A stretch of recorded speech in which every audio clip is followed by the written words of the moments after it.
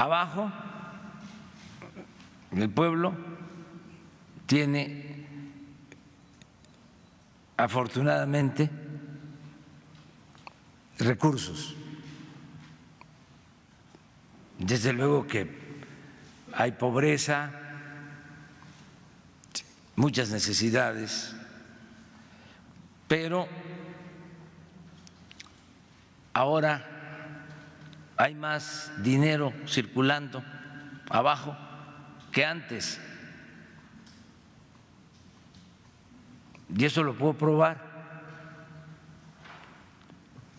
Primero porque se están dispersando fondos en beneficio de los pobres, como no se hacía antes. Este año, repito, se van a destinar 300,000 millones de pesos.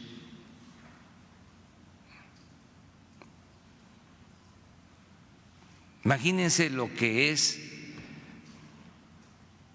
destinar 125,000 millones de pesos en pensiones para adultos mayores.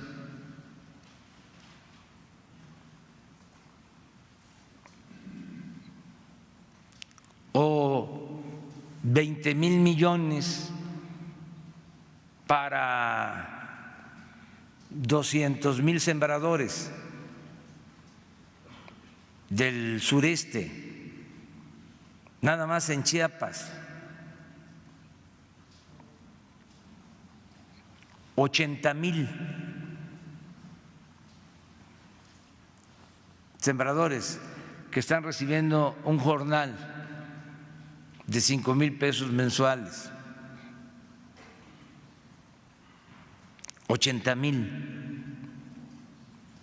Constante, no es empleo temporal.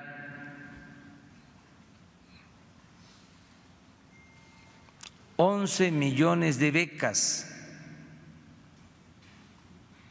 65,000 millones de pesos.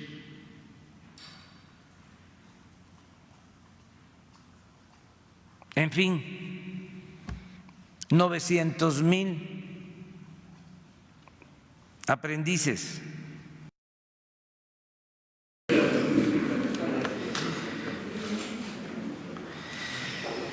Vamos a informar, empezando la semana, como siempre lo hacemos. Les agradecemos por su participación, que es muy importante, porque son mensajes de ida y vuelta. Esta es la verdadera comunicación, y sin ustedes no podríamos, serían monólogos, no podríamos tratar todos los temas que son de interés público. Vamos el día de hoy a informar sobre 4 temas. Primero, el quién es quién en los precios, como siempre, de los combustibles, de las gasolinas, del gas. Ricardo Sheffield va a informarnos. El segundo tema es el informe de Ricardo Rodríguez Vargas, que es el titular del Instituto para devolverle al pueblo lo robado. Él nos va a informar sobre el resultado de la subasta que se llevó a cabo el día de ayer. El tercer tema es un informe sobre 3 proyectos que están en proceso, 3 proyectos importantes: el aeropuerto de Santa Lucía, la nueva refinería de Dos Bocas y el Tren Maya. Y el cuarto tema es nuestra postura con relación a los lamentables sucesos ocurridos en Bolivia. esto va a corresponder al secretario de Relaciones Exteriores, Marcelo Ebrard, que les va a informar y va a dar a conocer al pueblo de México nuestra postura al respecto. De modo que empezamos con Ricardo sobre quién es quién en los presos.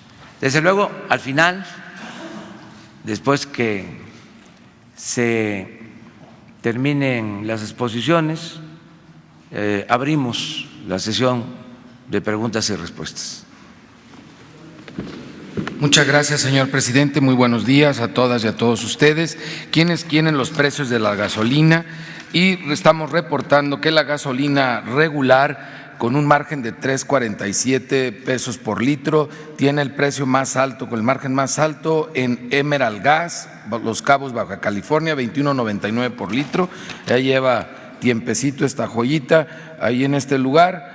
Y el más económico, Costco Gas, Centro Tabasco, 17.70 por litro, precio al público, 23 centavos de margen. En el caso de la gasolina premium, el más alto, con el margen más alto, aquí en la Ciudad de México, en Benito Juárez, 22 pesos con 89 centavos por litro, en mega gasolineras con un margen de 3.95 por litro, y el más económico con un margen de 55 centavos lo encontramos en Veracruz, a 18.20 por litro, Luz del Carmen Fontán. En el caso del combustible diésel, despachadora de abastos de Jalisco en Zapopan, Jalisco, a 22 pesos 35 centavos por litro, es el precio más alto, con un margen de 3 pesos 54 centavos, mientras que el más económico en Medellín de Bravo, Veracruz, 18.89 por litro, Super Servicio Los Mangos, que también ha estado aquí varias veces, en 30 centavos de margen. Las marcas con los precios más altos en promedio en el país es Chevron, Redco y Shell, mientras que las más económicas en promedio son Total, Gulf y La Gas. En el siguiente, que es las acciones de verificación a las estaciones de servicio de gasolinas, a las gasolineras, y atendimos 180 denuncias presentadas a través de la app de litro por litro, a través de 143 visitas o verificaciones. Fueron 2 gasolineras las que en esta ocasión no se dejaron verificar, inmovilizamos 24 bombas.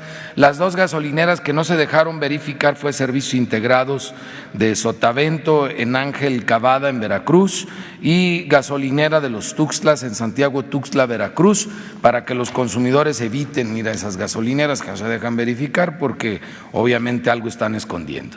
Y hablando de cosas escondidas, en el estado de Tamaulipas, sin poder dar más datos sobre la gasolinera para respetar el debido proceso, tras varias reuniones de coordinación con la Fiscalía General de la República,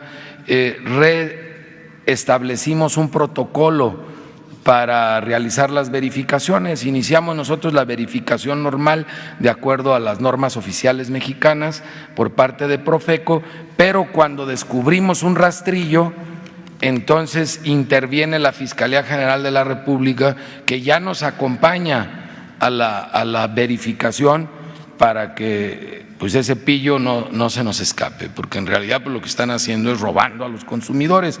Y ustedes pueden ver que se ha sofisticado bastante el tema del rastrillo. Este es el rastrillo viejo que detectamos, el que se ve hasta unos pedacitos de cartulina para separar esta tablilla que se adicionó.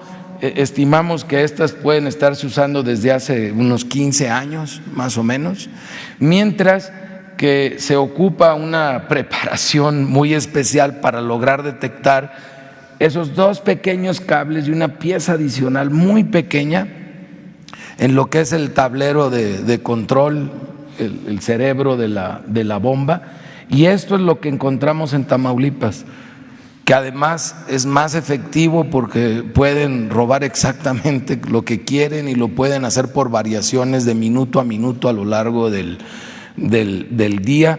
La Fiscalía General de la República nos está dando un gran apoyo ya para ponerle final y llevar un verdadero proceso penal en contra de ellos. Tan es así que la siguiente, nosotros no colocamos ya los sellos de inmovilización, se inmovilizó todas las islas de la gasolinera y ya fue por parte de la Fiscalía General de la República porque es la escena de una de una investigación de un delito. 114,000 descargas de la app, 666. Agradecemos en ambos sistemas, iOS y Android, que siga descargándose porque eso nos ayuda. Cada consumidor con la app se vuelve de facto un verificador de la Profeco y del gobierno federal en este importante comercio de los combustibles. Y de acuerdo a la app, el precio más bajo para la gasolina regular es a 17.49 por litro, lo encontramos en Coatzacoalcos, Veracruz, mientras que la más cara, 21.99 en Los Cabos, Baja California. Para el combustible premium, 18 pesos con 14 centavos la más barata en Córdoba, Veracruz, la más cara en Culiacán, Sinaloa, 22.99. Y en el diésel, la más barata en Medellín de Bravo a 18.89 por litro y la más cara 22.96 por litro en Churumuco, Michoacán, que a estas personas de Churumuco les gusta dar caro el diésel. Vamos a presentar una gráfica que anunció el señor presidente y que la realizamos, esta gráfica, conforme a los números que todos ustedes pueden consultar porque son números públicos. Inicia la información en el año 2003, antes del 2003 no hay información disponible, entonces estamos viendo parte del sexenio de Fox, la segunda mitad del sexenio de Calderón, de Peña Nieto y el primer año del presidente Andrés Manuel López Obrador, el primer año de la Cuarta Transformación, y con esta información se puede ver claramente lo que fue el gasolinazo. Es ese valle profundo con un pico muy alto, el más alto, ese fue el gasolinazo. Luego se ven los regasolinazos que hubo y en la Cuarta Transformación queda muy claro, en base al Índice Nacional de Precios al Consumidor, cómo hay una baja continua, no solo una estabilidad en el precio, porque aquí ya también se está tomando en cuenta el tipo cambiario. Entonces, esto es una prueba plena con números oficiales, independiente a la Administración Federal, que deja en claro que la idea del señor presidente de quiénes quieren los precios y del apoyo en subsidios en la frontera norte y todo el esquema que se tiene conforme al gobierno federal, a las instrucciones del señor presidente, está dando claramente resultados y lo seguirá dando.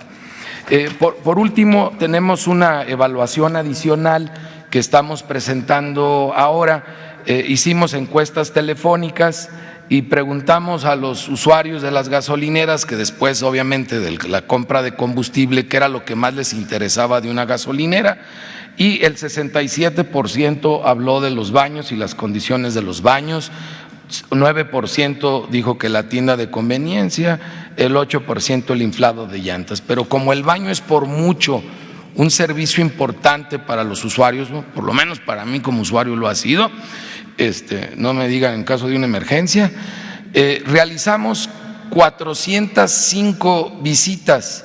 De esas 405 gasolineras en todo el país, como una muestra, encontramos que 384 sí tienen sanitario público y 21 no lo tienen. 22% cobra el baño y 78% no lo cobra, tiene la entrada libre. El 90% está limpio, el 10% está sucio. Luego tomamos como ejemplo una gasolinera que estuviera el baño limpio y fuera gratuito. Y hay varias, pero la que ponemos como ejemplo y que se saca una estrellita, estas estrellitas para los baños van a aparecer también en la app a partir de esta semana. Entonces, aparte del precio y la ubicación, que puedas presentar una denuncia, también puedes saber dónde no cobran el baño y dónde está limpio. Este baño está en Tabasco, en Centro Tabasco, es de Grupo Divala, es de la franquicia Pemex, no lo cobran y está limpio el baño, mientras que un baño sucio y que aparte lo cobran, lo encontramos en Jalisco, en Zapopan, despachadora de abastos de Jalisco y es de la marca Shell, tachita para su baño, mientras que reconocemos el baño que ya se mencionó en Tabasco, y esto lo pueden ver en ubicación en la app ya a partir del día de hoy. Pasando rápidamente al quién es quién en el precio del gas LP, encontramos el más caro con el margen más alto en Gas Express Nieto México, aquí en la Ciudad de México, en Tláhuac, 11 pesos con 16 centavos por litro, con un margen de 6 pesos 33 centavos por litro, mientras que el más económico a 7 pesos 28 centavos por litro en Santiago, Mihuatán, Puebla, que varias veces ha aparecido en este buen lugar, con 2 pesos 13 centavos de margen. Para los cilindros de gas, 20.55 por kilo, el precio más alto con el margen más alto de 8.95 por kilo, mientras que el más económico lo ofrece Servigas en Tarímbaro, Michoacán, también varias veces ha aparecido, con un precio al público de 14 pesos 80 centavos por kilo y un margen de 3 pesos 88 centavos. En el tema de la verificación de estaciones que expenden gas LP, realizamos 35 verificaciones, 4 resultaron con infracción, 2 se negaron a ser verificados.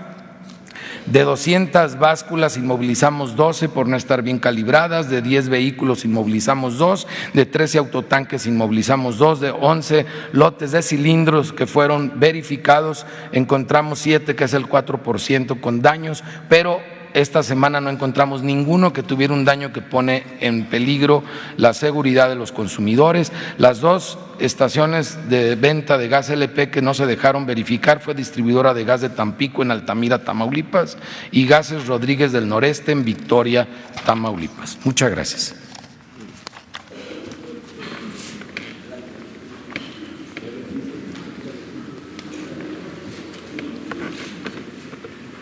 Con su permiso, señor presidente, buenos días a todas y a todos. Vamos a presentar los resultados de la quinta subasta con sentido social que se presentó el día de ayer en Los Pinos. Creo que en general fue una subasta con resultados muy positivos. Si fueran tan amables. Aquí está el resultado general. De 45 lotes se pudieron vender 37. Ahorita les doy el desglose al interior de dichos bienes, por un total de 16, lo que representó un total de 16.2 millones de pesos, fue lo que se recaudó por la subasta de ayer, un sobreprecio equivalente al 47%. Es decir, lo que estamos vendiendo son el 82% de los lotes a subasta. Por favor, aquí podemos ver los resultados al interior de la clasificación de los muebles. De los bienes inmuebles vendimos 5 de los 9 que pusimos a disposición. En Culiacán vendimos 4 de los 7 que ofertamos. Lo que mejor vendimos fue los vehículos, teníamos 24 vehículos y los 24 se vendieron. Se vendieron con un sobreprecio en promedio 133%, ustedes lo pueden ver ahí. Es lo que se vendió en mejor y con un mayor sobreprecio. De las joyas, vendimos 8 de relojes de los 10 que ofrecimos, con un sobreprecio de aproximadamente 24%. Ahí pueden ver, repito, que los vehículos fueron los que mejor se vendieron con un sobreprecio del 133% en promedio. Vamos a ver algunos ejemplos del sobreprecio en particular de algunos bienes que destacaron en la puja. Ahí pueden ver, tenemos una casa en Baja California Sur cuyo precio inicial o precio de salida fue alrededor de 3.8 millones de pesos, lo vendimos al final en 6.2. Hubo una puja muy interesante en esta y en otro bien que les voy a presentar el siguiente, que es el siguiente bien. En este caso, en la casa de Baja California Sur, la puja el sobreprecio fue de 63%. En el caso de un vehículo Mercedes-Benz, el precio inicial fue de 180,000 pesos, lo vendimos por encima de 4 veces más de su valor, en 810,000 pesos. El sobreprecio fue de 350%, disculpen. Posteriormente tenemos un bochito. Los bochitos usualmente han tenido muy buena aceptación entre el público. Fue un bochito que empezó como en 2,900 pesos, se vendió en 20,000 pesos. El sobreprecio, y lo pueden ver, fue del 615%. De hecho, fue el bien que así lo quieren ver, fue el que mayor sobreprecio tuvo. Usualmente, insisto, los bochitos han tenido muy buena aceptación entre la ciudadanía. Finalmente tenemos un Corvette cuyo precio inicial fueron 26,000 pesos, lo logramos vender en aproximadamente 165,000 pesos. Hubo una puja muy interesante en estos bienes, sobre todo en la casa y en el Mercedes-Benz. Quienes estuvieron presentes el día de ayer se pudieron dar cuenta de, sobre todo la casa, pues sí presentó un final de película en quien la compró. Fue bastante interesante la puja de dicha casa y del vehículo. Adelante, por favor.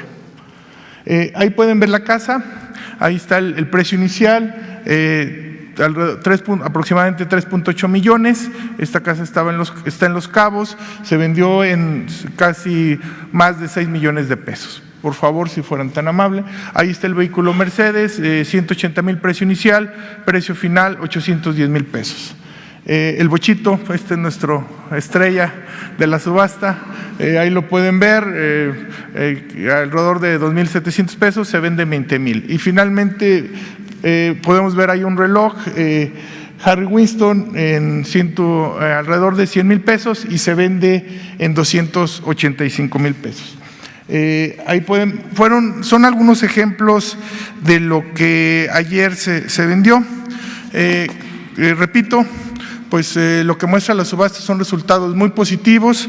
Estos recursos, como instruyó puntualmente el señor presidente de la República, se van a destinar a un fin netamente social, se van a destinar a instrumentos musicales para bandas musicales en el estado de Oaxaca, para niños, para niñas, para jóvenes, y es ahí que se van a ir los recursos. Cabe resaltar que hoy, gracias a la iniciativa y al apoyo del señor presidente de la República, es que estas subastas con sentido social se han consolidado como un éxito palpable, un éxito que ha sido validado por la ciudadanía y que hoy cuentan con un arraigo entre la propia ciudadanía. Finalmente, agradecer el apoyo a todos los ciudadanos que subasta tras subasta han venido participando, y para que se ha establecido que la compra de un bien es para hacer el bien, como lo ha comentado ya el señor presidente de la República. Muchas gracias. Bueno, como se dijo, lo que se obtuvo de la subasta ayer es para bandas musicales de niñas, niños en Oaxaca. Ese es el propósito. Los 16 millones que se van a entregar la semana próxima. También vamos a informar sobre el avance, es el tercer punto del día de hoy de la conferencia, sobre el avance de obras en proyectos estratégicos. Empezamos con Santa Lucía. Así vamos en la construcción del nuevo aeropuerto de Santa Lucía.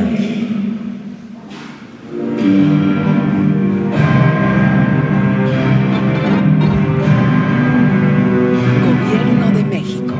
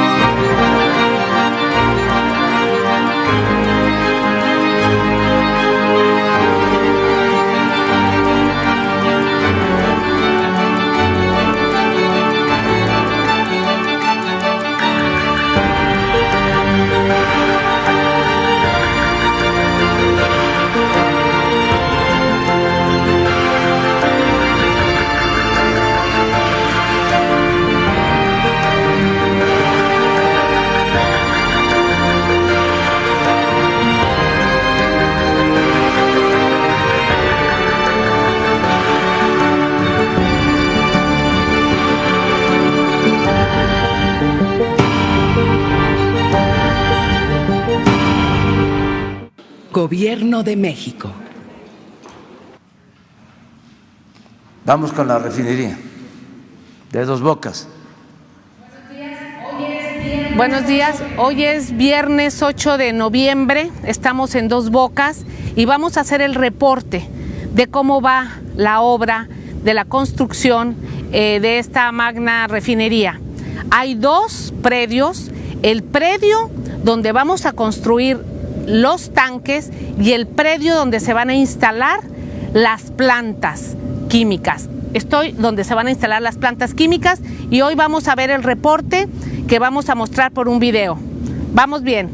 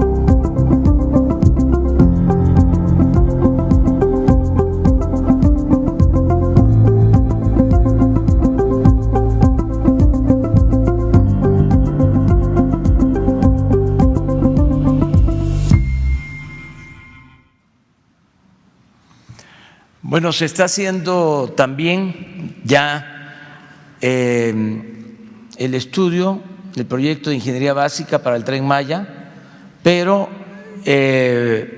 antes de lanzar la convocatoria, la licitación para la construcción de esta obra, se va a llevar a cabo una consulta en toda la región, porque queremos hacer las cosas en el marco de la legalidad, con democracia, aplicar el principio del presidente Juárez, nada por la fuerza, todo por la razón y el derecho. Y como hay intereses creados, lo vimos en el caso del aeropuerto, 140 amparos, porque no querían que se construyera el nuevo aeropuerto, pues no queremos que esto suceda también en el caso del Tren Maya, no queremos mezquindades, porque si no, no terminaríamos la obra en el sexenio. Si hay sabotaje legal,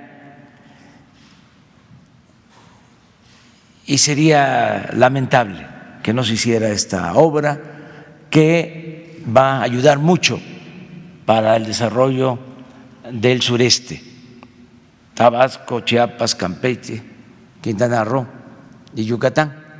Y la gente en esta región olvidada de México, el sureste, quieren que se construya esta obra, pero, insisto, hay intereses creados. Por eso vamos a llevar a cabo la consulta y el fin de semana estuve en la región y aproveché para informar de que se va a llevar a cabo la consulta y también para constatar qué opina la gente. Nuestros adversarios hablan de que son consultas a mano alzada, van a haber también consultas de otro tipo, de manera directa, formalmente. Sin embargo, ayuda mucho que se conozca cuál es la opinión general, para que no haya manipulación, para que realmente se exprese el sentir de los ciudadanos. Entonces estuve, entre otros pueblos, en dos por donde va a pasar el tren, Felipe Carrillo Puerto, de Quintana Roo, y en Espujil, que pertenece al municipio de Calakmul, que también pasa el tren. Les recuerdo que es un proyecto que inicia en Palenque, es toda la región maya, todo lo que tiene que ver con la civilización, con la cultura maya, con el mundo maya, son 1.500 kilómetros y es una obra fundamental, importante para el desarrollo del sureste. Entonces vamos a pasar, le pedí a Jesús un pequeño fragmento de mi intervención ayer en Espujil, en la asamblea. A ver si tienen algo ahí. Ayer hice un ejercicio, nada más para medirle el agua a los camotes allá en Carrillo Puerto. Aquí lo voy a hacer también. Así, de manera libre, consciente. Ustedes son ciudadanos libres, ¿verdad? Ya se acabó eso de ya no hay borregos. A ver, bueno, la mente en blanco. Una pregunta así nada más. Levanten la mano los que piensen que va a perjudicar lo del Tren Maya. A ver, el de la cámara da un paneo, porque allá en la Ciudad de México, algunos que no conocen Espujil dicen que no debe de hacerse el Tren Maya. A ver, que levanten la mano los que consideren que sí se debe de hacer el Tren Maya.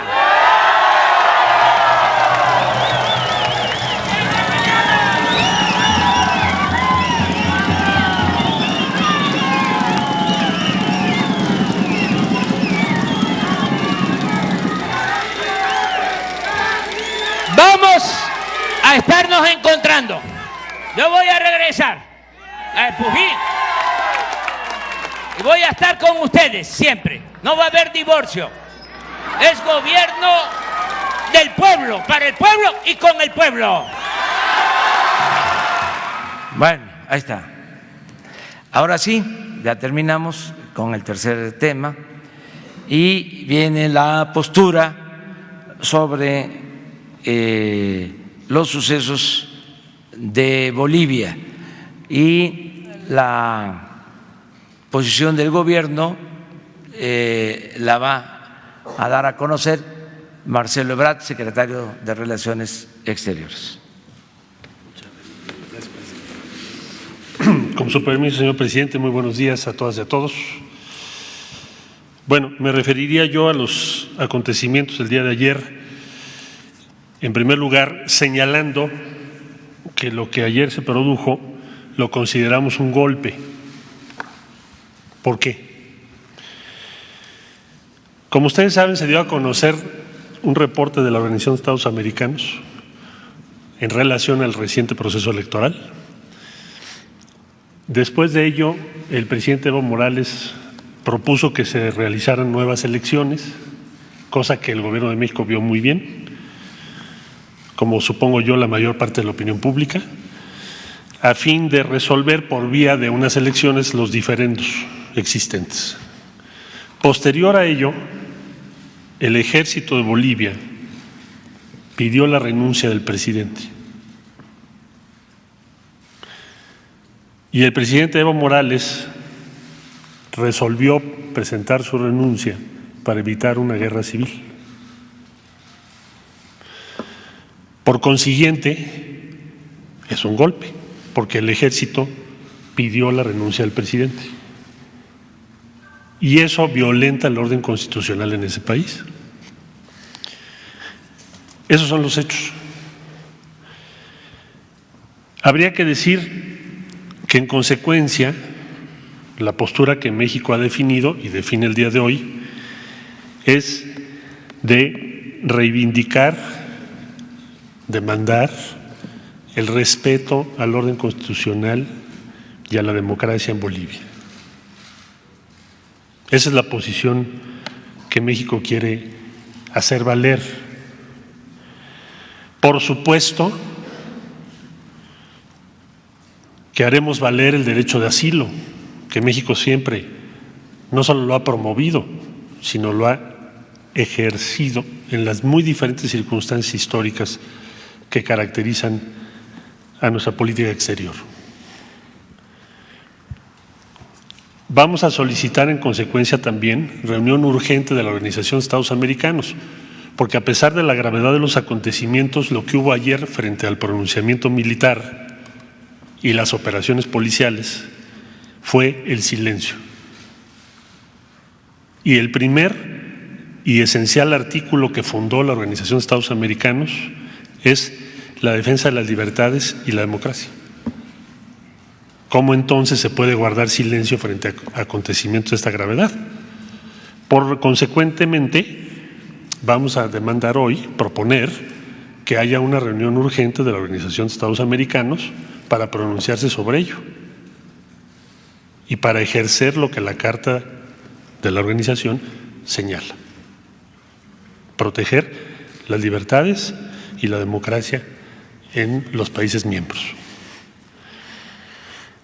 Respecto a la relación con Bolivia, pues estaremos muy pendientes de los acontecimientos del día de hoy y de qué tipo de gobierno se configura, porque como ustedes saben se dieron no solo la renuncia del presidente, sino del vicepresidente, de ministros, de senadoras y senadores y también de diputados y diputadas.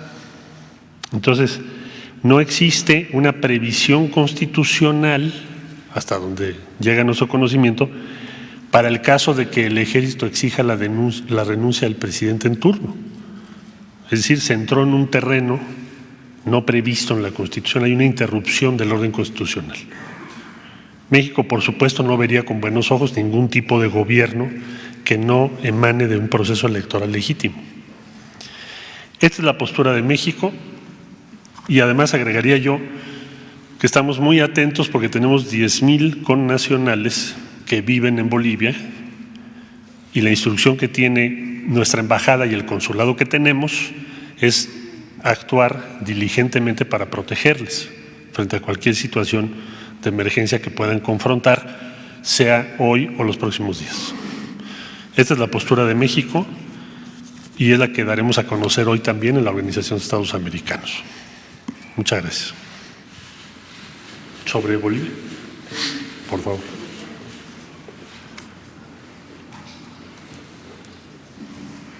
Buen día, canciller, presidente. Preguntarle sobre el caso de Bolivia. Ya recibió, ustedes ofrecen asilo a Evo Morales, ya recibió respuesta por parte de Morales, y también preguntar si en efecto hubo ataques a la Embajada de México en Bolivia. Y presidente, si me permite una pregunta de más tarde, gracias. Hasta este momento no hemos tenido registro, afortunadamente, de ataques a la sede de la Embajada de México o la residencia en la ciudad de La Paz, Bolivia.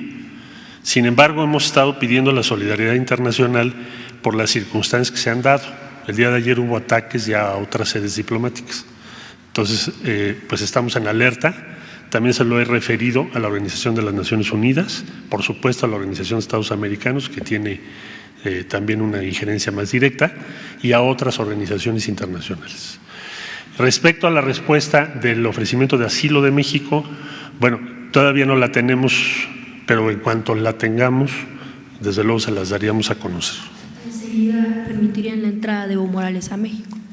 Sí, pues le estamos ofreciendo el asilo. Es una tradición mexicana que data desde la política exterior que se implementó especialmente a partir de la doctrina Estrada y después de los años 30 del siglo pasado. Y esa tradición de respeto y de compromiso con el derecho de asilo es uno de los timbres de orgullo de la política exterior de México y la vamos a mantener, contra viento y marea. Por favor. ¿Qué significa el regreso del golpismo en el Cono Sur, que parecía superado? ¿Y qué puede esperar México de la Organización de Estados Americanos cuando, con el Acta de la Democracia en Venezuela, apoyó a Guaidó en detrimento del presidente Maduro, por un lado, y respecto a este principio del asilo, pues está el caso de Haya de la Torre y APRA en su momento, si usted lo pudiera comentar? Bueno, yo diría en síntesis que nosotros lo vemos como un grave retroceso para la vida democrática de todo el continente. O sea, los golpes militares nunca han traído nada positivo. Van en contra, suspenden la vida democrática, las libertades, los derechos de las personas. Por consiguiente, estamos muy preocupados. Es el punto número uno, digamos, o esencial de la postura de México en esta coyuntura. Y desde luego podría yo hacer muchos comentarios sobre la Organización de Estados Americanos, pero México es miembro. Y hay otros países que seguramente coincidirán con México en pedir una explicación de por qué el silencio de la Organización de Estados Americanos ayer, frente a un pronunciamiento del ejército exigiendo la renuncia del presidente en turno, electo, por cierto, a un periodo que concluye en enero del año que entra. Es decir, el pronunciamiento de que renuncie el presidente en funciones, que fue electo legítimamente. Y no se dijo nada por parte de la Organización de Estados Americanos. Entonces, el día de hoy vamos a pedir reunión urgente para tratar ese tema en particular, porque es una interrupción de la vida democrática de un país. Se está reeditando el capítulo de Celaya y Honduras hace 10 años aproximadamente. Bueno, tantos casos que hay en América Latina, ¿verdad? Usted, por favor. Buenos días, Hans Salazar, de ZMG Noticias. Canciller, el día de ayer usted tuiteó lo siguiente: México, de conformidad a su tradición de asilo y no intervención, ha recibido a 20 personalidades del Ejecutivo y Legislativo de Bolivia. La pregunta sería, ¿se mantiene este número en 20 o ha aumentado el número de solicitantes de asilo? Son los que nos han… Y si hay… si es posible, dada la situación, si es prudente dar a conocer entre qué personalidades son quienes han solicitado. Gracias, No canciller. podría darle los nombres por razones de seguridad, pero tenemos solicitudes mucho más ya, y no son necesariamente que estén en nuestras sedes, son personas que nos han hecho saber, sea vía la embajada o vía el consulado o por otras vías, su deseo de gestionar asilo en México. En su momento, conforme vaya avanzando esto, les daremos a conocer los detalles. En este momento no tendría yo autorización de esas personas de dar a conocer sus nombres. ¿Perdón? Los solicitantes nos han hecho saber, no te diría yo más detalles por razones de seguridad, porque precisamente lo que comentaba yo respecto a las sedes diplomáticas. Sí, por favor. Gracias, Esteban Durán, Diario Basta, Grupo Cantón. Canciller, ya algunos países latinoamericanos se han manifestado con ustedes, con el gobierno, respecto a la postura del gobierno mexicano, y si ustedes también ya manifestaron su postura con respecto al nuevo gobierno golpista que está en este momento, si ya lo rechazaron o cuál es su manifestación contra ellos. Nosotros, decía yo, la conducta de México se regirá por un principio elemental. El principio de la no intervención significa que México mantiene el reconocimiento al gobierno legítimamente electo hasta el término de su periodo. Reconocer a otro gobierno es una intervención y favorecer el proceso que contradice nuestros principios de democracia y de no intervención. Por lo tanto, vamos a ser congruentes con ese principio. Sí, por favor. Buenos días.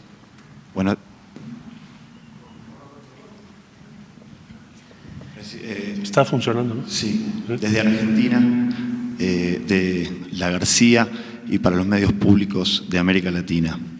Me gustaría saber qué consideración tiene sobre la posibilidad de la importancia de recuperar organismos como la UNASUR y CELAC para construir un equilibrio frente a estos escenarios. Y también quisiera, si pudieran pronunciarse sobre la reunión del Grupo de Puebla, que fue presidido por Alberto Fernández como anfitrión este fin de semana en Buenos Aires. Muchas gracias. Sí, con mucho gusto. En el Grupo Puebla está participando el subsecretario de Relaciones Exteriores a invitación del presidente electo de Argentina, y nosotros vemos esa iniciativa como una iniciativa interesante, inteligente, esperanzadora, y más aún con los acontecimientos que estamos en este momento comentando. De manera que el Gobierno de México pues lo ve con simpatía, y desde luego es una organización que no es gubernamental, tiene la simpatía de muchos políticos en América Latina, pero va más allá, mucho más allá. Entonces le deseamos el mayor de los éxitos. ¿Y su otra pregunta cuál era?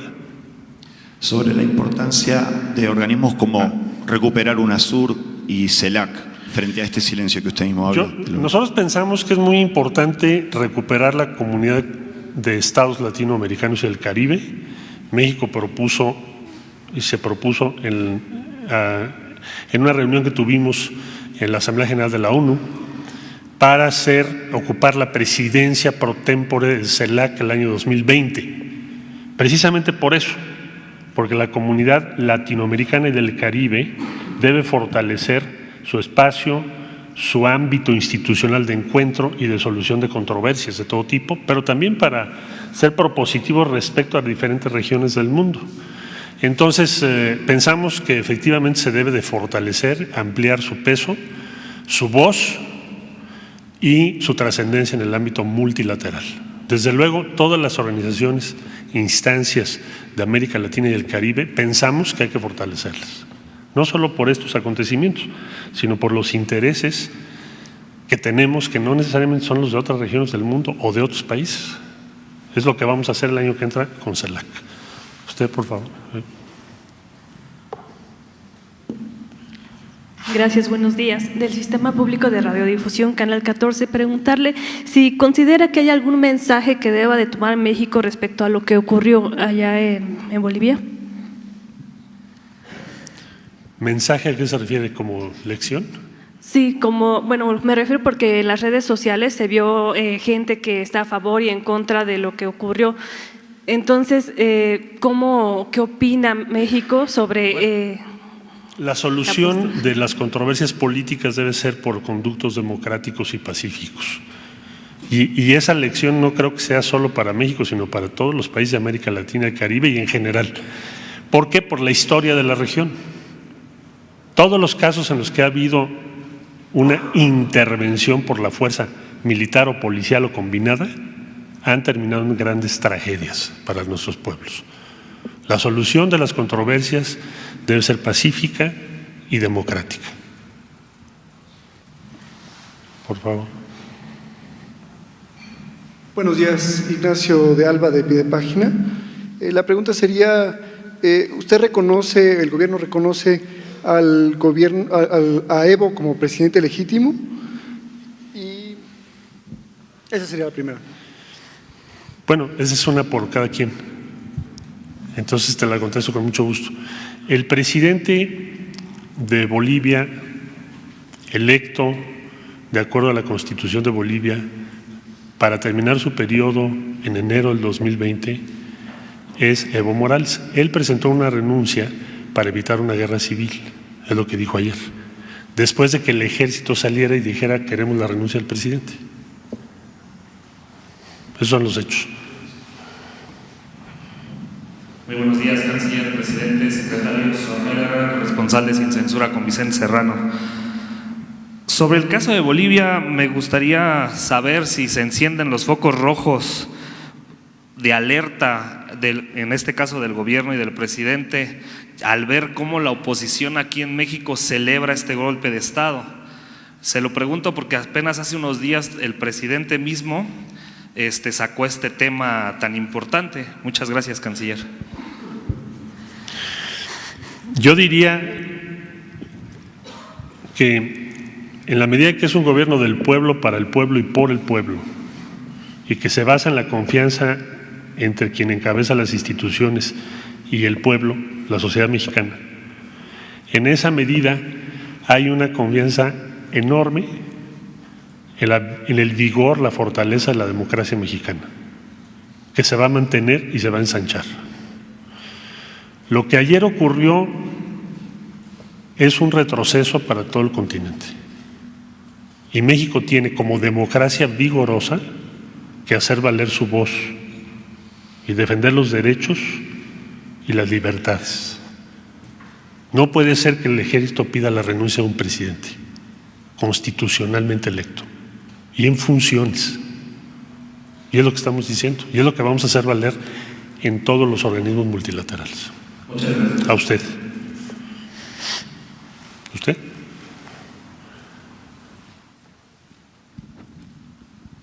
Secretario de Relaciones Exteriores, servidor Carlos Pozos, reportero de la revista Petróleo y Energía. Mi pregunta es, ¿qué sucede en la región?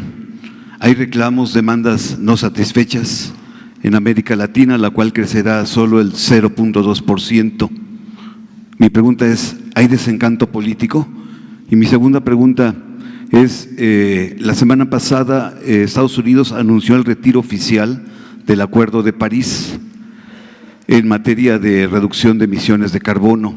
Preguntarle si el gobierno de México se mantendrá en este Acuerdo de París y si se van a respetar los compromisos ahí señalados y si ya se hizo un cálculo sobre el impacto que tendrá la construcción de la refinería Dos Bocas respecto a estos compromisos del Acuerdo de París. Gracias.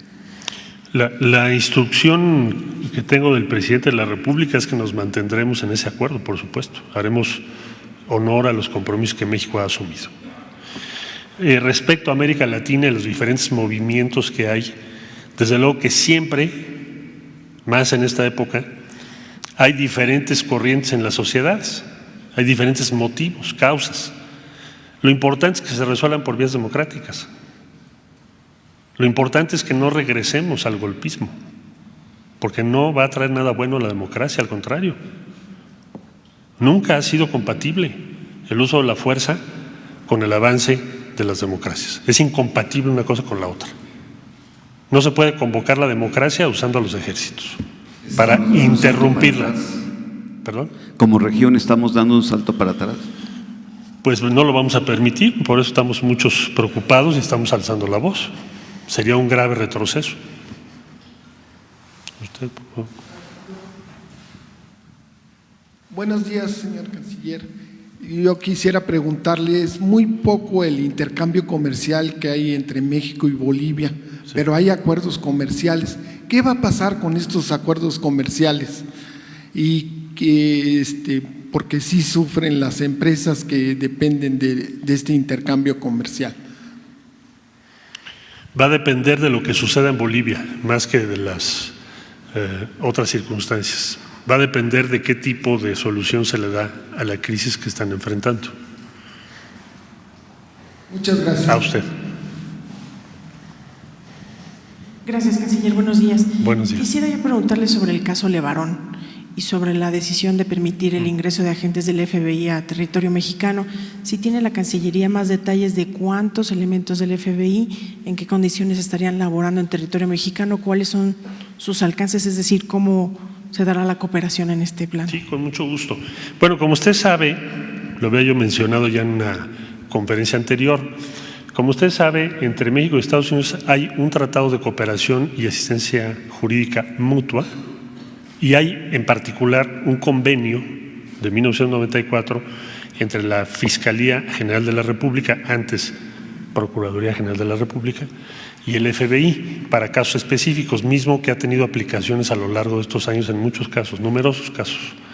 Bueno, nosotros estamos en primer lugar, quiero subrayar, México está invitando al FBI a acompañar las investigaciones. Es una iniciativa que México tomó. ¿Por qué tomamos esa iniciativa?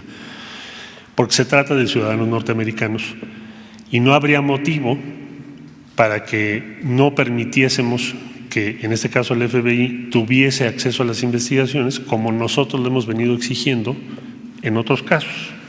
El más reciente, el caso del Paso. ¿Por qué no mandamos más agentes?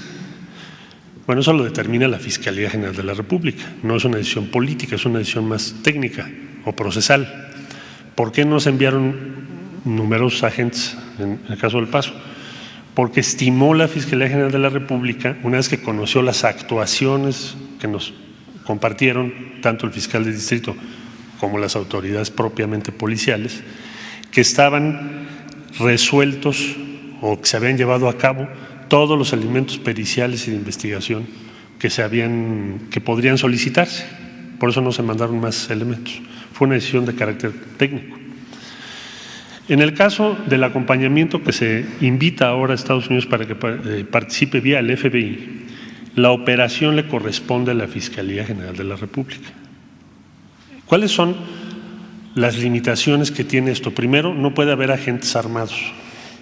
Segundo, no pueden celebrar diligencias que no sean por conducto de la Fiscalía General de la República. Una cosa es acompañar y otra cosa es reemplazar, cosa que jamás admitiríamos. Entonces, van a acompañar el proceso. Lo vieron con buenos ojos.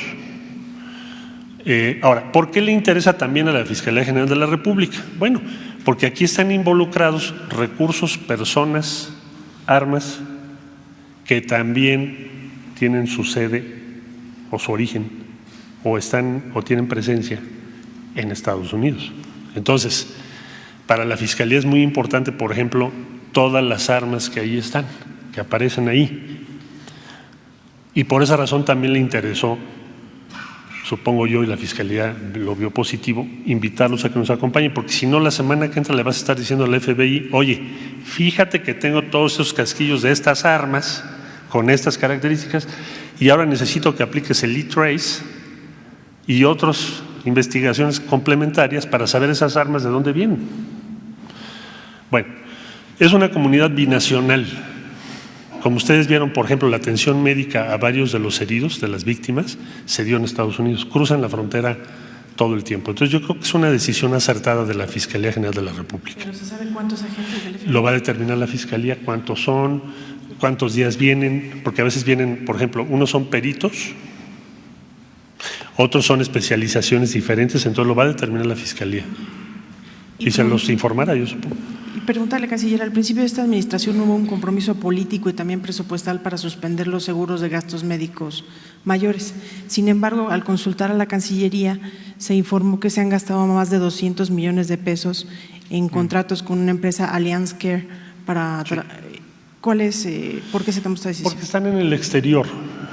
Es una salvedad que se hizo. Es decir, no puedes tener diplomáticos mexicanos en el exterior que no están cubiertos, porque allá no tienen acceso a ningún tipo de seguridad social o prestación social.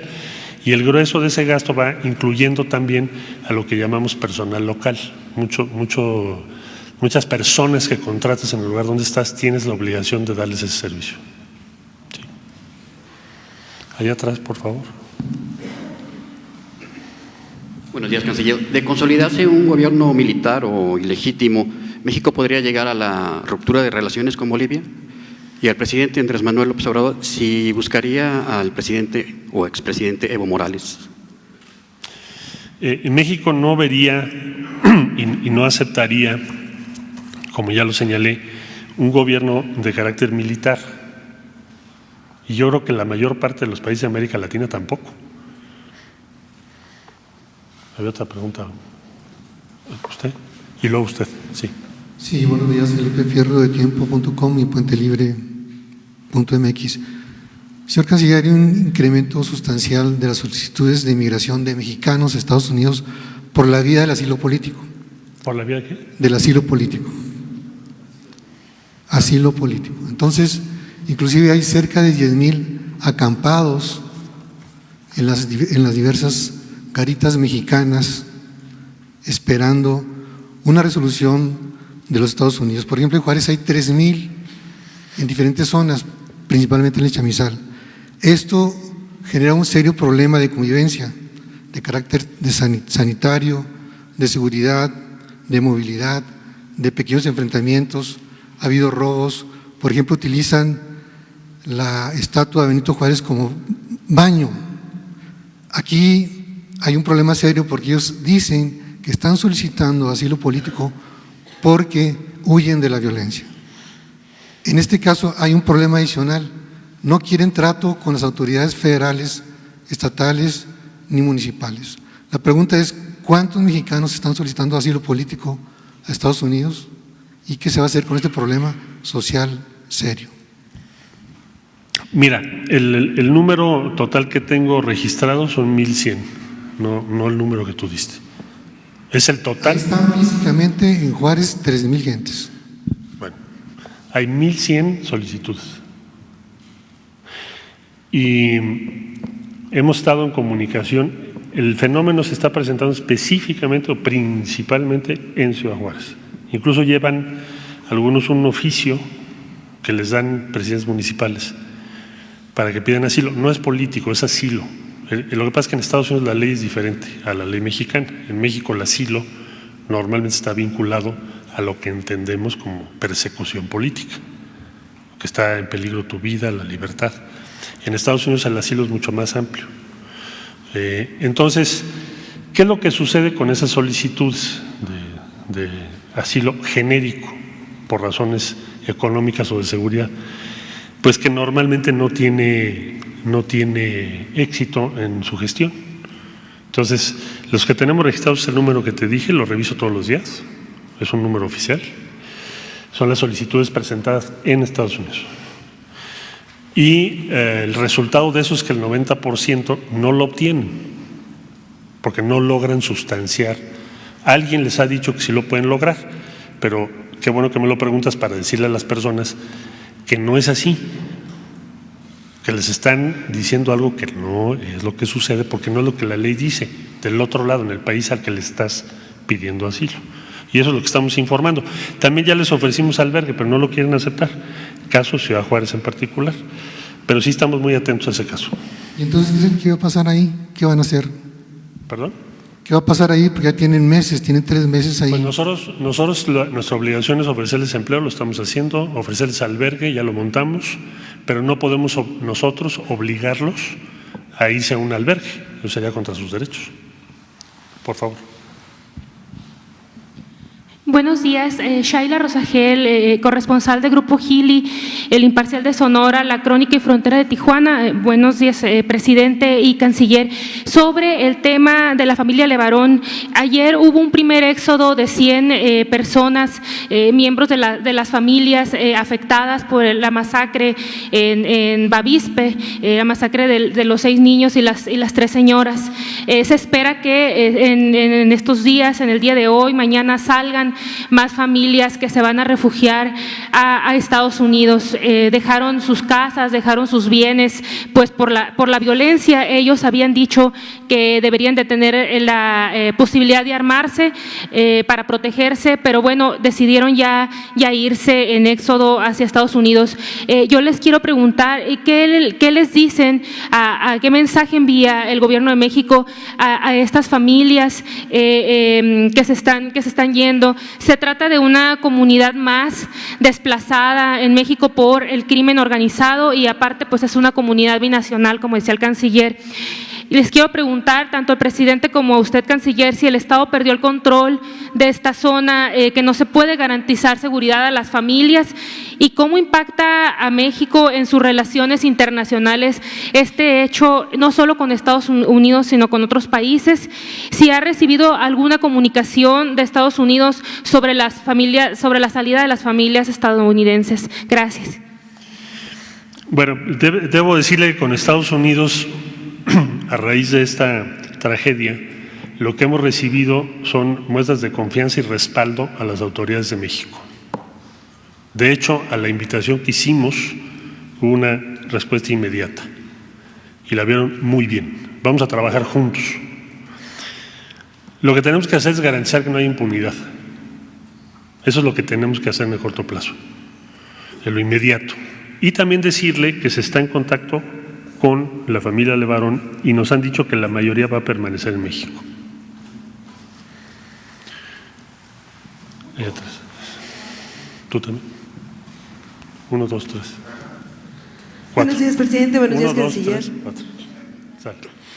México gana preponderancia en América Latina y su opinión cuenta ahora más que en otros tiempos, y lo vemos, por ejemplo, hoy en las portadas de los diarios de América Latina. Sin embargo, la postura mexicana respecto al problema de Bolivia no afecta las relaciones con naciones que están en contra. Gracias. Bueno, no tiene por qué. Nosotros tenemos muy buena relación con todos los países de América Latina, el Caribe, con Estados Unidos y Canadá, todos los países de América. Y eso debe ser compatible con respetar la postura de cada cual. Nosotros partimos de eso. Es decir, no coinciden con México en muchas ocasiones. Sin embargo, nos respetamos. Nos respetamos porque tenemos unos principios. Y esos principios son los que estamos aplicando. Entonces, además del respeto legal, hay un respeto político. Y México es una democracia con mucho peso. Hay respeto a nuestro país, hay una consideración a nuestro país, no solo por su población, no solo por su ubicación, por su tradición, sino porque hay en este momento un gobierno emanado de un proceso democrático sin precedentes en México. Entonces, nosotros llevaremos buena relación con todos, pero vamos a ser congruentes y leales con los principios de nuestro país. Gracias. ¿Y vas tú? Por favor. Y luego vas tú. ¿Qué tal, canciller? Buenos días a todos. ¿Qué opina el Gobierno de México? ¿Cuál es la postura del Gobierno de México respecto a aquellos presidentes que se quieren reelegir en el cargo de manera prácticamente perpetua, violando fundamentalmente los principios de la democracia, luego de haber llegado a las urnas, modificar la ley a modo o haciendo trampa? En el caso de Bolivia, pues la propia OEA, esta instancia a la que usted ha hecho mención de manera muy reiterativa esta mañana. ¿Qué pasa en el otro sentido, cuando por la vía democrática llegas y termina tu periodo y te reeliges? ¿Cuál es la postura de México frente a la reelección de los presidentes cuando es de manera tramposa, cuando la ley no lo permite? Gracias. Bueno, nosotros respetamos las decisiones de cada pueblo, de cada país, siempre y cuando sean decisiones, como ya lo expliqué, por la vía constitucional y democrática. La mayor parte de los países de América Latina tiene reelección. Cada país determina su proceso de reelección. México es, en ese sentido, uno de los pocos países en América que no tiene reelección. Hay países que tienen límites en la reelección, hay países que no los tienen, pero eso no le corresponde a México fijarlas. Eso las fija cada país. Lo que no podemos aceptar es que un ejército salga y diga: este presidente tiene que renunciar, como pasó ayer. Otro punto que mencioné. Ya había el presidente Evo Morales dicho que proponía unas nuevas elecciones. Entonces, lo que estamos aquí es: México tiene relaciones con países que tienen procesos de reelección o que han modificado sus constituciones. Pues ahí tienes Honduras, por ejemplo, que ahí muchos no dijeron nada cuando se modificó la constitución. Bueno, pues México, ¿qué hizo? Pues reconoció al gobierno que se resultó el proceso electoral. Entonces, México no es un país que esté juzgando a los demás en función de sus procesos políticos de reelección, porque si así fuere, pues no podríamos ser o no podríamos tener la presidencia pro tempore de la Comunidad de Estados Latinoamericanos y el Caribe. La esencia, el principio fundamental de la convivencia política es el respeto a las diferentes decisiones políticas de cada país tomadas de acuerdo a su orden interno. En este caso lo que estamos es una interrupción de eso. Por favor. El de rojito. Gracias, secretario. Muy buenos días, señor presidente. Buenos días, Juan Carlos Machorro, del portal Expoc. Secretario, esta cuestión de los menores migrantes que atraviesan el país sin acompañantes, ¿se sabe exactamente cuántos son? Si hay albergues específicos para ellos y cuál es su estatus siendo menores de edad. No sé si tienen, llamémosle, tutores oficiales o cómo encargarse de ellos mientras están en el territorio.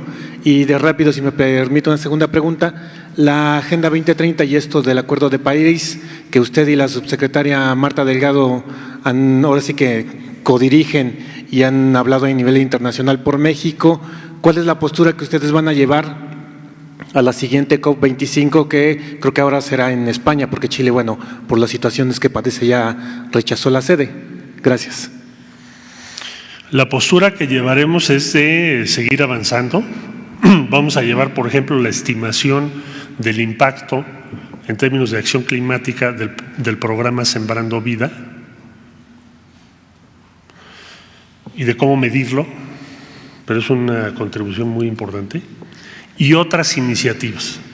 Ahí está participando también muy de cerca la oficina de Alfonso Romo, porque ellos llevan la coordinación de la Agenda 2030, estuvieron con nosotros en la Asamblea General de la ONU. Por otro lado, respecto a los menores, sí se hizo un protocolo especial, está participando el DIF a nivel federal y estatales, y si nos permiten, pues le pediría yo al INAMI y al DIF que les prepararan un reporte detallado para dárselos a la brevedad posible, si lo tienen hoy, y si no, mañana te lo mando, o a todos los que lo quieran, por supuesto. Por favor. Buenos días, señor presidente. Buenos días a todos. Mi pregunta es, ¿qué políticas públicas o qué protocolos tiene la Secretaría para vigilar, ahora que viene el FBI, y concretamente para vigilar a los agentes de la DEA? Hace unos días el abogado Rubén Oseguera González denunció ante la Fiscalía General de la República al agente de la DEA, Kile J. Mori, que se presentó en Coyotepec, Oaxaca, cuando se estuvo resolviendo un recurso de revisión, el 363/2019. La pregunta es, ¿cómo vigila o qué protocolos hay, qué intercambio de información hay para que, si bien sabemos que hay 7 o 8 bases de la DEA en México para intercambio de información, cómo se vigila esto para que no se viole la ley y se viole la soberanía del país? Sí, gracias. Con mucho gusto. Mira, respecto al FBI, que es participar en las investigaciones respecto a lo de Sonora, hay un protocolo muy claramente establecido en el propio convenio entre FBI y Fiscalía General de la República. Entre otras cosas, no deben estar armados. Entre otras cosas, tienen que informar dónde están. Todas las diligencias que hacen tienen que ser a través de la Fiscalía General de la República. Por ejemplo, si quieren hablar con un testigo, pues depende si la Fiscalía está de acuerdo o no. Y hasta el día de hoy, por lo que sé de precedentes o antecedentes, no se ha tenido una diferencia relevante hasta el día de hoy. Respecto a la DEA, es lo mismo, están sujetos a un procedimiento similar. Entonces, es la Fiscalía General de la República la que tiene esa potestad, porque se considera que es una relación en materia de seguridad sujeta a disposiciones técnicas y procesales o de procedimiento que determine la Fiscalía General de la República. Pero sí es legal que participen en las diligencias. Bueno, ese caso no lo conozco, pero le podemos preguntar a la Fiscalía, con mucho gusto. Si me das los datos, por favor. Se lo voy a preguntar a la Fiscalía. Sí, gracias. ¿Sí? ¿Estás tú? Vamos a atender 3, 4, 5 y ya. Buenos días, de Bolivia. secretario. Por favor. Gabriel Santonía del Sol de México, secretario. Plantearle dos preguntas. La primera tiene que ver con el caso Chihuahua, la familia Levarón. Estados Unidos lanzó una nueva alerta de no visitar ese estado, pero se han dado otro tipo de alertas en varias ciudades de la República para que no asistan sus ciudadanos, consecuencia de la violencia que hay en México. Quisiera preguntarle qué tanto daño está causando este tipo de circunstancia violenta en México, y qué está haciendo la diplomacia mexicana para revertir, si es que se puede revertir en estos momentos, este tipo de situaciones. Esa es la primera pregunta. Y una segunda pregunta, la Auditoría Superior de la Federación hizo una entrega hace 15 días a la Cámara de Diputados sobre el año 2018. Ahí se menciona, secretario, que el Instituto Nacional de Migración notificó a las autoridades judiciales la entrada de terroristas en México, principalmente por la frontera sur de nuestro país. Yo quisiera saber si tiene usted información en ese sentido, si hay un cuidado de todos estos migrantes que están entrando tanto del Triángulo Sur como de otros países de Europa, de Asia. Secretario, muchas gracias por su respuesta. Con mucho gusto. Hay un procedimiento que tiene el Departamento de Estado para determinar sus alertas a turistas, turistas o, en fin, ciudadanos norteamericanos. Y es un procedimiento autónomo, independiente, es decir, no es binacional, no es un tema bilateral. Sin embargo, sí hemos logrado avanzar en cuanto a compartir las instancias de seguridad con sus contrapartes en Estados Unidos, la evolución que tienen ciudades, regiones o estados. Estamos avanzando en esa dirección. En el caso de lo que mencionas, no es el estado de Chihuahua, es a la ciudad de Chihuahua. Y vamos a establecer el mismo procedimiento. Vamos a ver, hacemos la reunión, llamamos a la autoridad local, llamamos a los representantes de la embajada y presentaremos la información para poder modificar esa alerta en su caso. Esto es lo que vamos a hacer, es el procedimiento que hemos seguido en todos los casos en lo que va este año. Con buenos resultados, sí, porque es una discusión de cifras, ¿no? De cifras, de hechos. Y cuando se tiene razón por parte de la Autoridad de México, sí han tomado en cuenta lo que se les ha dicho. En este caso todavía no hacemos la reunión porque es muy reciente, pero en cuanto la hagamos, les informo qué fue lo que sucedió con la ciudad de Chihuahua. En el caso de terroristas, bueno, a ver, el principio de todo lo que se está haciendo por parte del Instituto Nacional de Migración con apoyo de la Guardia Nacional es que quien entra a nuestro territorio se registre. O sea, yo quiero ir a México porque quiero pasar por México para ir a otro país, yo quiero conseguir una visa de trabajo, yo quiero ser refugiado, yo necesito el asilo. Bueno, regístrate. Entonces, el principio primordial para poder proteger a esas personas, pero también proteger a los ciudadanos mexicanos, es que se registren.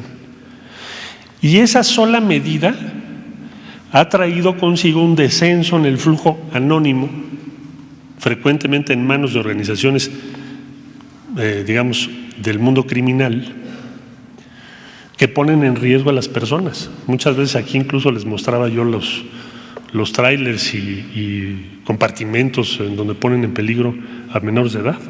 Entonces, la política de registrar a las personas, por ejemplo, te daría un dato. Hace un año no teníamos más de 3,000 solicitudes de refugio.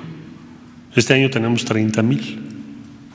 Pero están haciendo su solicitud, sabemos cómo se llaman, de dónde vienen, dónde viven y por qué quieren estar aquí. Antes pues, no sabíamos. Eran miles y miles y miles y miles de personas que no sabemos quiénes son. Entonces, eso es lo que se está haciendo. Respecto al 2018, no tengo aquí el dato, pero se lo pido al INAMI con mucho gusto para que te lo puedan proporcionar, que es lo que me estás preguntando. Que en el 2018 se hizo del conocimiento del arribo a México de personas que son considerados terroristas.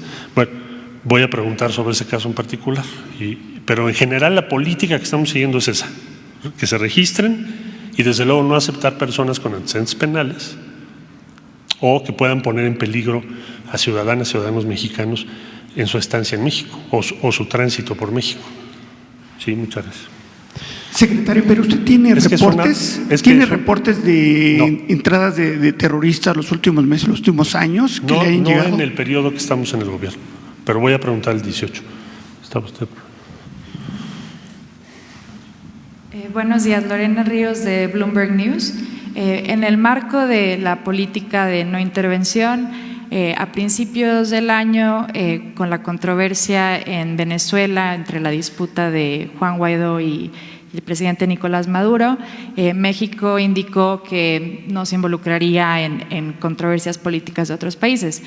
Ahora, en el caso de Bolivia, México sí se está pronunciando con una postura firme. ¿Qué le diría a aquellos que piensan que estas respuestas son una especie de doble estándar? ¿Dónde pinta México la raya en apoyar este tipo de sucesos en el continente? Gracias. Con mucho gusto. Lo que vimos el día de ayer, y por eso consideramos que se trata de un golpe, es que se exige por parte del Ejército la renuncia de un presidente en funciones, cuyo término de periodo constitucional es enero del 2020. Es un hecho. En el caso de Venezuela se nos pedía que contradijéramos la doctrina Estrada y que México reconociera a alguien que no fue electo para ser presidente en contra de un gobierno establecido. Son dos cosas muy diferentes. Ahí atrás, a ver.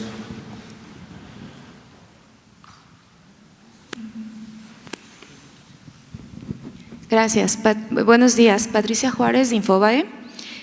¿Considera que la posición respecto a Bolivia, la posición de México, abre una brecha en Latinoamérica respecto a los países como Argentina y Brasil que no aceptaron el asilo de Evo Morales?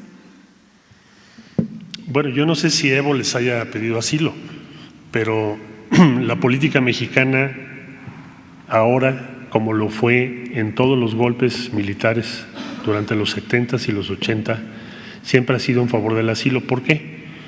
Porque si tú llegas hoy a Uruguay, tú llegas a Argentina, tú llegas a Chile, te van a recibir muchas personas que le tienen una profunda gratitud a México porque salvaron su vida gracias a ese derecho de asilo. Entonces México, por supuesto, en el caso ahora de Evo Morales, si es que lo solicita, pero de muchas otras personas. Recientemente recibimos varias solicitudes de asilo, por ejemplo, del Ecuador, pero hemos recibido de varias partes del mundo. Y siempre se les otorga, y está así regulado en la ley. Cuando hay persecución o cuando hay acciones que puedan poner en peligro la vida de las personas por razones políticas, por creencias y convicciones o luchas políticas, o por religión, México confiere, y así lo hemos hecho históricamente, el asilo. ¿Pero abre una brecha en Latinoamérica? Bueno, hay diferentes posiciones, eso sí.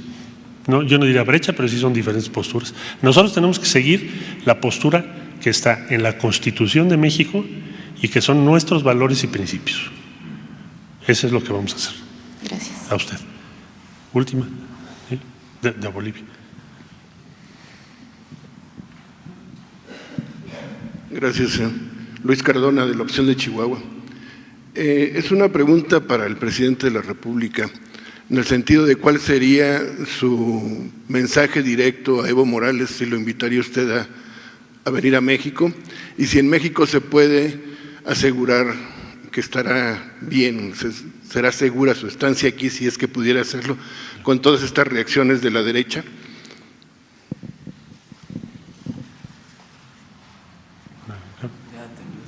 Ya terminé. Bueno, dejo la palabra al señor presidente. Gracias, señor.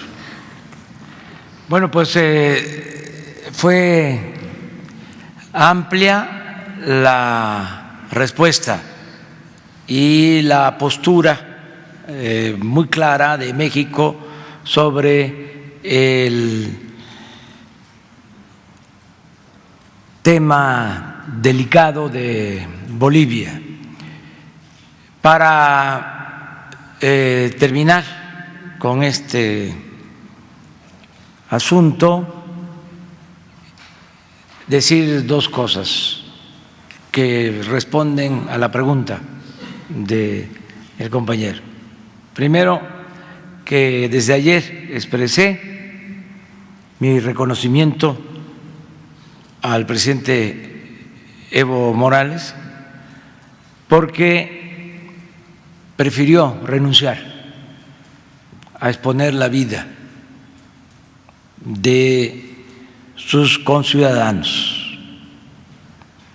Eso es muy importante. Lo demás, con respecto a Bolivia, ya se expuso con mucha claridad y precisión por el secretario de Relaciones Exteriores, Marcelo Ebrard. Solo me resta decir que suscribo lo dicho por el secretario de Relaciones Exteriores. Esa es la postura del Gobierno de México. Como ya se trató el tema con amplitud, repito, hasta ahí vamos a dejar la conferencia del día de hoy y mañana continuamos, si les parece, porque nos consumió bastante tiempo atender este asunto. Mañana vamos a continuar nuestra comunicación. Además, va a estar informando de manera permanente. En el caso Bolivia, la Secretaría de Relaciones Exteriores. En el transcurso posiblemente del día de hoy y mañana y todo el tiempo. Es un tema que amerita un seguimiento, una atención, y como aquí se expuso, se van a hacer planteamientos como el exhorto a la OEA para que con urgencia convoque a reunión y se fije con claridad una postura, no al silencio. Muy bien, muchas gracias.